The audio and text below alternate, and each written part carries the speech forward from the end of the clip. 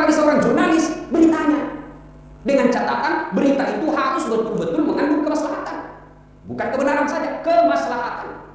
Inilah kemudian muncul kita dalam Islam disebut yang perlu dipegang para jurnalis. Likulli maqam maqal wa likulli maqal maqam. Setiap tempat ada bahasa yang cocok untuk tempat itu, dan setiap bahasa ada tempat yang cocok untuk bahasa itu. Ini yang harus dipedomani. Karena kalau tidak, maka berita yang kita sampaikan itu akan ditanggung dunia sampai di akhirat. Dan ketika di akhirat, maka akan dicari orang yang pernah bapak fitnah. Beritanya disebar hanya karena kebencian. Akhirnya kalah dalam pilcari. Padahal sudah habis yang pemilih. Bapak akan dicari itu yang bapak sebarkan fitnah. Mencari istri di Tanah Abang. Satu Tanah Abang saja Pak. Dari pagi sampai maghrib tidak ketemu. Bagaimana pula nanti di padang mahsyar, seluruh manusia dikumpul, bapak disuruh dicari orang yang pernah bapak fitnah. Dan pada saat itu ketika bapak mencari, bukan jalan sambil pakai jaket, bapak jalan sambil membawa barang yang pernah bapak ambil secara tidak hak. Misalnya mejanya media grup, bapak ambil bawa ke rumah, disuruh pikul itu. Lewat anak buah kita, pantas sih meja, ternyata bapak yang ambil. Nah ini bapak yang sudah maka sudah kalah. Bapak sebagai profesi jurnalis sudah kalah dengan berita yang berbangun kemaslahatan. Bapak punya rezeki, sudah kalah dengan rezeki kita. Rezeki. Di Sulawesi Selatan, Pak Dor, ada namanya Andi Sose. Andi Sose, bapak pasti pernah kenal itu. Ya meninggal hampir, kalau saya tidak salah 99 tahun beliau wafat. Ya, Toko Petra. Itu beliau meresmikan sebelum wafat, beliau meresmikan masjid yang ke-165. Jadi kalau bapak ibu pergi ke Sulawesi Selatan, melihat ada masjid tertulis masjid 45, itu dia yang bangun. Dan beliau kalau bangun tidak mau dibantu. Saya bangun dengan asam peset, kau tinggal nikmati berjamaah. 165 masjid beliau bangun. Dan sampai akhir hayat beliau tidak pernah bangkrut dan tidak pernah kita dengar sakit. Pada usia lebih 90 tahun, sehat walafiat. Paling yang kita dengar baru yang menikah. Itu ada sering didengar. Kenapa? Baru menikah, anak saya lagi diistrikan. Itu Pak. Saya serius ini. Jadi bapak-bapak kalau cita-cita mau nikah lagi Pak, jangan pelit. Nah, dia suka orang pelit. Apa mau kawin lagi? Bapak pelit sekali. Nggak bersedekah. Ada yang sakit, sedekah. Ibu-ibu, ada yang suaminya mulai lain-lain. Dalam arti, ya curiga selingkuh. Ciri-cirinya laki-laki yang selingkuh itu, kalau selama ini jarang pakai parfum, tiba-tiba setiap mau keluar pakai parfum. Kalau perlu pengaruh ruangan pun dia semprot. Sudah patut dicurigai. Dan paling mencurigakan kalau terima SMS dalam kamar mandi, ya sudah wah sudah patut dicurigai itu. Makanya saya ditanya, Pak Mirna, saya ditanya di Sulawesi, Ustaz, bagaimana supaya suami itu berhenti berbohong? Saya bilang gampang. Apa doanya Ustaz? Tidak usah kau berdoa dulu. Apa? Berhenti kau tanya. Selama itu tidak tanya lagi dia tidak akan berbohong. Itu semakin sering, semakin ibu sering menanya, maka semakin sering dia berbohong. Kenapa? Karena kalau kita jujur, ibu marah, ya lebih baik kita bohong. Ya kan? Berhenti dia. Selama dia berhenti ditanya, maka dia akan jujur. Tidak berhenti, tidak bohong lagi. Sama. Bagaimana kita tidak bohong? Kita jujur. Dia marah. Apalagi dia berbohong, ya sudah. Yuk bapak saudara-saudara sekalian. Nah kita lanjut. Ibu-ibu yang ada masalah dalam rumah tangga, jangan curhat di medsos. Kan biasanya ibu kan gampang sekali curhat di medsos. Tak kusangka kau begitu. Ambil status lagi, di mana nikah? Mau maghrib kesepian banget. Keren. Ngapain berdoa di medsos? Lebih doa kepada Allah.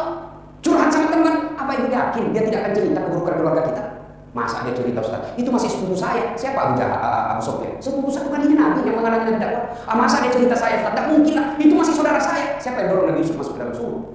Saudaranya sendiri. Masa dia cerita saya Ustaz? Itu paman saya, bapaknya dengan bapakku saudara. Siapa Abu Jahal? Abu Lahab. Abu Lahab itu saudaranya bapaknya Nabi. Maka ketika ada masalah, jangan curhat sama manusia. Apalagi di medsos. Update status. Temannya di WhatsApp 500 orang, otomatis 500 yang tahu masalah rumah tangga kita. Lalu gimana solusinya Ustaz? Berdoa. Tolak bala dengan sedekah. Selesai berdoa, berdoa tidak harus bahasa Arab. Daripada ibu berdoa pakai bahasa Arab tidak ngerti, bingung mereka. Dia bilang mereka, apa maksudnya ibu lagi bingung, maka dia curhat. Ya Allah, Engkau yang memelihara rasa cinta dalam hati suamiku. Engkau yang membolak-balikkan hati dalam hati suami saya. Rasa cinta Engkau yang memiliki, ya Allah. Pelihara suami saya, lindungi dia dari wanita jahat, ya Allah. Ya Allah, ini ada duit saya 2 juta, saya bawa besok ke panti asuhan, tolak bala 2 juta. Mudah-mudahan suamiku terhindar dari wanita jahat. Bismillah. Coba ibu amalkan daripada curhat di medsos. Jadi masalah kalau suaminya juga bangun sholat malam, berdoa juga, ya Allah saya sudah capek dari istri saya. Marah-marah juga, ya Allah. Ada duit tidak ada duit, ngawa diskusinya. Ya Allah, ini ada duit saya 2 juta, ya Allah tolak bala.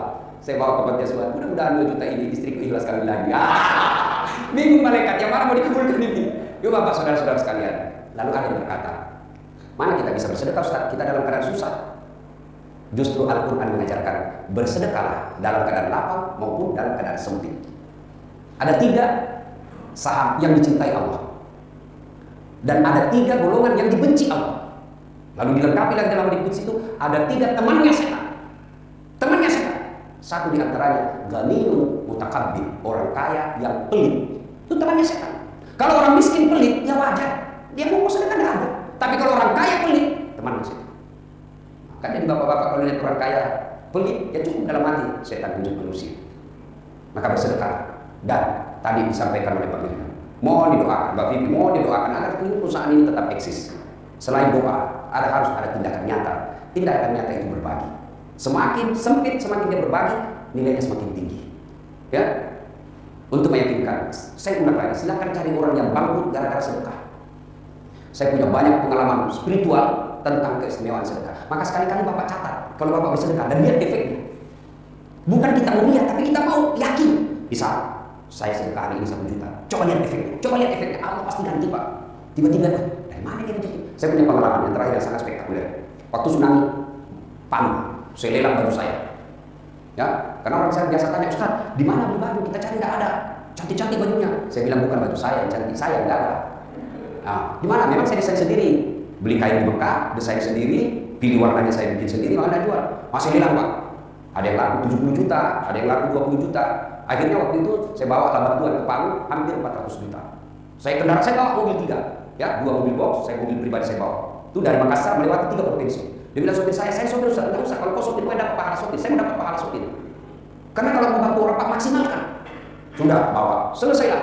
Selama 6 hari saya di sana, mobil saya pakaikan toa, ya, untuk memberikan subsidi. Sampai sekarang Pak, kalau saya pergi di sepeda juga ada toa saya di belakang untuk sosialisasi, jaga jarak, pakai masker, cuci tangan, selalu kemana-mana. Terakhir, jaga mata, jaga suami, banyak pelapor. Dan banyak sekarang ibu-ibu, janda muda yang pergi sepeda-sepeda ternyata cari orang-orang kaya yang bisa menghidupi mereka. Nah, sudah selesai dari itu kegiatan, tiba-tiba saya ditelepon seorang menteri, Ustaz, temani saya pergi umroh. Saya bercanda, siapa lagi ini?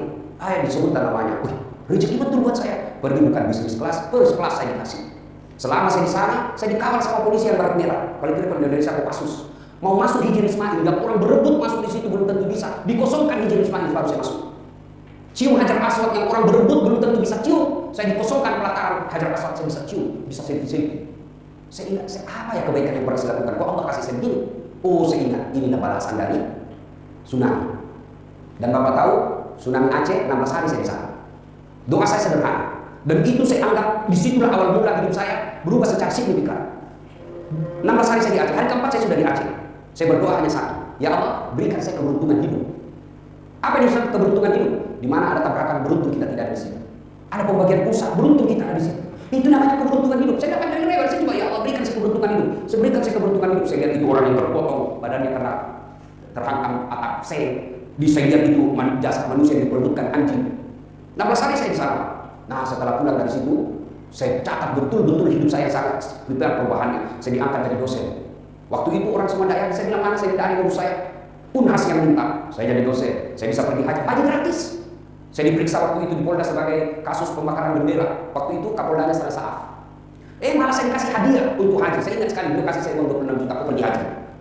Pulang dari Aceh, tiba-tiba ada radio, sahabatnya Pak Sahrul.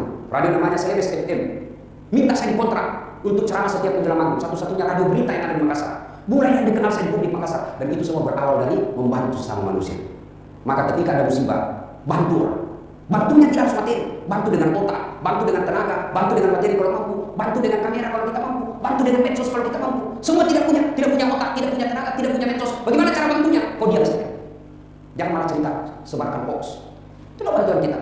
Dan orang yang baik bukan yang kita jidatnya gara-gara sholat, bukan sering kali setiap puasa, bukan tahajud tiap malam, bukan 30 kali khatam dalam sebulan, tapi kata Nabi, khairun nas anfa'uhum linnas. Sebaik-baik manusia di antara kalian adalah yang paling banyak manfaat untuk orang lain.